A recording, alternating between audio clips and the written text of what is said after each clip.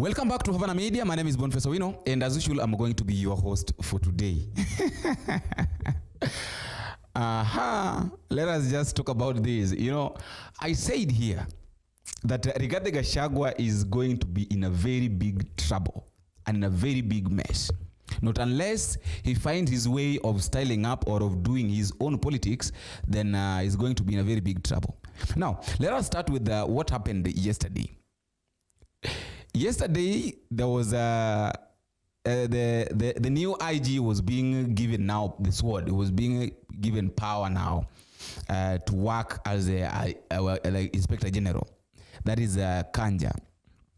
Now, when Douglas Kanja was being installed yesterday, my expectation and the expectation of many was that Rigathi Gachagua was also supposed to be present during the installation of the new IG. But Rigathi Gachagua, who is Rigathi Gachagua? Rigathi Gachagua failed. I say that those are nonsense. I cannot attend such kind of events. Those are the things that the president is the one that needs to do them. After all, if I go there, what am I going to do? And he decided to travel to Lamu for a burial. You know, he thought that maybe if he goes to Lamu, things are going to be very easy. He's going to be received. Of course, the reception was good, but now the women rep of Lamu, the women of Lamu, that is Mudhoni, Honorable Mudhoni, attacked Rigathi Gachagua. And I think Rigathi Gachagua felt like, no, things are not working the way I thought they would work. I wish, you know, sometimes I know he even regretted and said that I wish I went to the installation of Douglas Kanja. Now, the women told Rigathi Gachagua that you are shouting this issue of Msiguze Mlima. And now I want to tell you, Rigathi Gachagua, you are the deputy president. We really love you so much. So as much as you are saying that tusiguze milima, what was Siguze Milima, I also want to tell you one thing. That jinsi ambavyo mnasema kwamba tusiguze milima, nanyi pia tunasema kwamba msiguze bahari. So that is it. That is the slogan now. Now, if you don't want us to touch milima, please, you also don't come and touch our sea, our bahari. And this thing, I know, it will circulate. The way these guys have started saying that msiguze milima, the people of Mombasa are also saying msiguze bahari. The people of Nyanza will also say msiguze samaki. I don't know. Maybe that will be the slogan. Yeah? Msiguze Lake Victoria. That is it. So after all, guys, we all need to understand that you need to work together. I want us to listen to Mudhoni, the way she's speaking, before we come back so that we can continue with the conversation. Sisi kidogo tunasema hata kama hatugusi mlima na nyinyi msiguse bahari. Ama mnasema namna gani? Tuwatugusi mlima nao wasiguse nini? Kwa sababu sasa siasa ikiwa ni regional, maendeleo ikosekane Tana River, mahali ambao Wakikuyu wako kule Tana.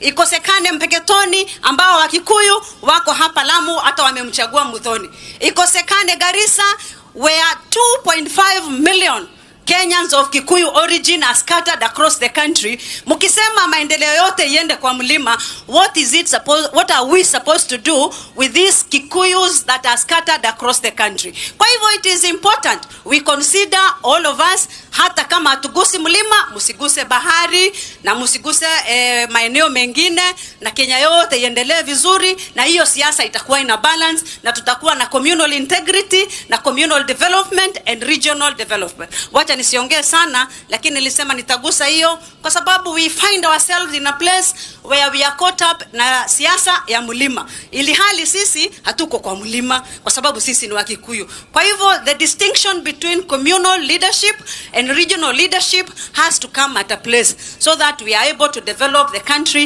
in a manner that is aligning with everyone. Now, as we all know that Rigathi Gachagua also has a team. Rigathi Gachagua has a team that wherever he goes, this team must go with him. And this team consists of Kate Waruguru. Kate Waruguru is one of the greatest supporters of Rigathi Gachagua. That is a former MP. Kate Waruguru cannot allow Rigathi Gachagua to walk alone because she understands Rigathi Gachagua. Now, Kate Waruguru mentioned something which I would like us to listen to. Kate Waruguru warned the people that have been looking for collecting signatures, people like Mudhoni and Mudhama. She warned them, telling them that the way you've been collecting signatures to make sure that Rigathi Gachagua is removed out of office, that is the same way you should prepare yourself coming 2027 that you are going to get out of office mapema sana. That is it. You are collecting signatures to find a way of impeaching Rigathi Gachagua. Because there's no way you can impeach your elder brother. That is, I want us to listen to Ketu Waruguru before I come back so that we can get deep into the conversation on why these people are against Rigathi Gachagua every now and then. Listen to her. Na wacha niulize, kwa nini raia mnapenda kudanganywa? Bishop akisimama kuhubiri, mnainama hivi. Mkiitishwa sadaka, mnainama hivi. Mkiitwa mchango kanisani, mnainama. Mkisikia siasa, macho kodokondo, meno nje, mnacheka mpaka mnamaliza.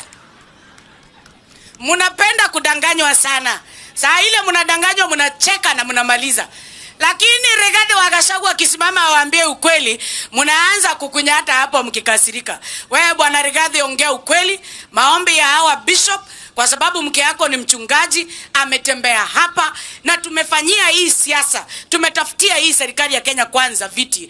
Hautatoka kama mtu ambaye ameaibishwa. Wale wanaleta impeachment motion, wewe dada yangu Mudhoni, nilisikia hiyo siku nyingine ni wewe ulikuwa unazurura na karatasi ukitafuta signature ya kupeleka Rigathi nyumbani. Wewe Mudhama, na kuangalia wewe ni ndugu yangu. Tungetaka kujua kama nyinyi ndio mnataka kuimpeach Rigathi. Mtu anataka kupiga ndugu yake mkubwa, tunapeleka nyumbani mapema. Si ni kweli? Tumekubaliana hivyo Lamu? Now, I want us now to talk about this issue because we know very well that 48 plus more than other 48 MPs and more than other 300 MCAs that comes from Mount Kenya region have been trying their level, fighting on how Rigathi Gachagua can be impeached so that they can have Kithure Kindiki as the person that is going to connect them with the government. And even the Njuri Ncheke team also supported that, even though there is also a group of elders who have been rejecting that, saying that they know Rigathi Gachagua, that is the person that is going to represent them up to 2027. Now, the question is, why is it that people like Kimani Chungwa and other 48 fellows fears and wants Rigathi Gachagua to get out of office to be impeached and supports Kithure Kindiki to represent them together, to act as a link between them and the government? These are the reasons. Number one, these people fears Rigathi Gachagua. Now, these are the reasons why now Rigathi Gachagua is being fought. Number one is Rigathi Gachagua's grassroots strong support. We know very well that Rigathi Gachagua found a slogan of trying as much as on how he can unite the people of the mountain. So when you talk about the strong roots, the grassroots support, you find that Rigathi Gachagua is one of the greatest people that is being supported in Mount Kenya. That everybody talks about Rigathi Gachagua. We know very well what happened back then when William Ruto was the deputy president and Uhuru Kenyatta was the president. Rigathi Gachagua was brought in to fight Uhuru Kenyatta. Why? Because Uhuru Kenyatta was against William Ruto. So they were supported. These guys were supported because people felt like Uhuru Kenyatta was fighting William Ruto. And you know, one weaknesses with the Kikuyu is that if they love you, if they decide to support you, they will support you no matter what. So that is the mistake that I think they did, and now they are waking up. They know that they've realized that they did that mistake. So Rigathi Gachagua realized that for things to work out, let me first find ways of getting the support. And this support that Rigathi Gachagua is getting is what people like Kimani Chungwa fears, that we will not get support. If at all this man succeeds, then the support that we used to get from these guys will not get it. And remember when Kimani Chungwa called Rigathi Gachagua villager. Now, it is this issue of being a villager that made people that made now the name of a villager that made now people start loving Rigathi Gachagua. And I told you that Rigathi Gachagua is using a very smart slogan of a truthful man. That is it. That is the only way that Rigathi Gachagua has won the trust of people of the mountain. Full stop. That is it. That is number one. The support, the grassroots support that Rigathi Gachagua is getting is acting as a weapon that makes these people fear the step that Rigathi Gachagua is taking. Number two is a leadership style clash. I told you that Rigathi Gachagua came up with a style of, we all know this slogan of Rigathi Gachagua, that a truthful man. And you know, one thing I love with Rigathi Gachagua is that he says the truth. How you'll take it, he doesn't care, but as long as he says the truth. And that is why I remember one time at Kayole, I think there was a service there. He said that he's praying to God so that God can connect him with the right people. He's trying so hard to dissociate with the false people. He wants God to give him truthful people. So that is another way that Rigathi Gachagua is trying to style these guys. So that is a very big style, by the way, that I am a truthful man and what I say is what needs to be done. So that is another style, that another way that these guys fears that if at all we give Rigathi Gachagua time. And you know, Rigathi Gachagua is one kind of person that you cannot come to him to tell him, to convince him that I want us to do this, and he does. He can't do that. He's a guy that when he says yes, yes, it's yes, and if he says no, it's no. And that is why these guys are fighting so hard to bring in Kithure Kindiki, because they know that Kithure Kindiki will just finya his voice there and say, will not even, the soprano in him cannot allow him to stand firm and speak the truth. And these people like Kimani Ichung'wah wants people that they can drive, they can tell, let us go left. And they go left. And Rigathi Gachagua is a kind of person that cannot allow himself to be driven by this kind of people. That is it. The thing that these guys fears is a disruption of power dynamics. You know, these guys have been powerful. People like Kimani Ichung'wah have been powerful in Mount Kenya. Yeah, that is it. They've been powerful. So right now they're feeling like their power is being taken away from them, and Rigathi Gachagua is slowly gaining popularity. So if Rigathi Gachagua will gain popularity and people will start following him, then all the powers that they had, all the trust, all the power that they had will be taken away from them, which automatically has been taken away from them. Truth be told, right now in this country, there is no politician that is hated like Kimani Ichung'wah. Truth be told. And people like Owiti, you'll bear me with this. You'll confirm for me this at the comment section, that at this point there is no politician that is hated like Kimani Ichung'wah. Just walk around and mention Kimani Ichung'wah. There's a very big problem. Everybody hates Kimani Ichung'wah. I don't know why, but there is another thing that I think they fears, that if at all we allow Rigathi Gachagua to lead us, then all the powers will not be as powerful as we used to be. That is it. So Rigathi Gachagua should style up. Rigathi Gachagua needs to style up. And I said this, by the way, long time ago, that Rigathi Gachagua should find his ways of styling up. And the last reason is the Rigathi Gachagua's effort of uniting the people of the mountain.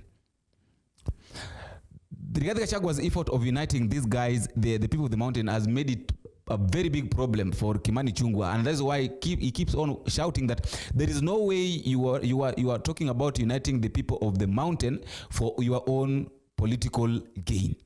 So which political gain is Rigathi Gachagua talking about? Is Kimani Ichung'wah keeps on talking about? That is the question that we all need to ask ourselves. That which kind of personal gain that Kimani Ichung'wah keeps on singing. There is also something that he used to target and is failing. So that is why when Rigathi Gachagua talks about the unity of the people of the mountain, he targets, he fights. That is why when Rigathi Gachagua talks about this, they fight. Because they know very well that if at all Rigathi Gachagua will come and be so much powerful, they will have nothing, they will gain nothing from the people of the mountain. And there is also this video that has been circulating all over the internet. I know we can talk about it right now. It's okay. Considering what is happening currently in the current situation in Kenya right now, we can try to use it, though it's not something that has happened that happened recently. There are these words of Ndindi Nyoro. Back then in 2021, when William Ruto was deputy president, he said directly that if at all people want William Samoei Ruto, by then the deputy president, to be impeached, then what they need to do is very simple. Let the impeachment motion be taken to parliament, William Ruto be impeached, and then after the impeachment, they should make sure that they give William Samoei Ruto all his votes that he took the government. Nikimalizia, niliona wakora yote Nairobi na wewe mheshimiwa deputy rais, aki wewe ni mwanaume. Mimi ningetaka nikuwe kama wewe. Wanaume ile yote wakora Nairobi wanashikana, wanaleta jama, wanakupiga wewe na hautikiziki. Juzi wameripiwa mkahawa, waende waseme ati wewe uresign, ati wewe ukuwe impeached. Nataka niwafunze kiasi kwa dakika moja. Mimi nikipiga kura ya urais ilikuwa na watu wawili, mwenye anasimama urais na deputy rais, na kuna watu wengi sana walipiga kura kwa hiyo ballot kwa sababu yako mheshimiwa deputy rais. Kwa hivyo kama kuna mtu ametoka na wewe, wanaona wewe hauna maana tena, na wanaona wewe ni takataka, na wanaona wewe ni hasla, hufai kuongoza, ni sawa, waleta hiyo impeachment na wakwambia uresign, lakini wakurudishia kura yako ile ulipeleka pale. Watu warudi kwa debe na waheshimiane. Tunaomba watu waheshimu kiongozi wetu, waheshimu serikali yetu, na tunawaambia hiyo jikoni tulipika chapati na tukapika kitoweo na inaitwa Jubilee. Wakimwaga chapati, tunamwaga kitoweo. Asanteni sana. Now, I want us to relate it with what is happening right now. A lot of people are fighting on how Gachagua can be impeached. The question is, are they ready after the impeachment of Gachagua to give him back his votes? Because what I know, and I normally say this every now and then, and I'll keep on saying this, that it is not easy to impeach the deputy president. Why? Because if you try to impeach the deputy president, so it means that you are also not satisfied, or you are also not okay with the leadership of the president, because the deputy president and the president are elected under one ballot. That is it. These guys are elected in one ballot. So if you try to do away with the deputy president, so it will also force you to do away with the president. Simple. That is what is happening.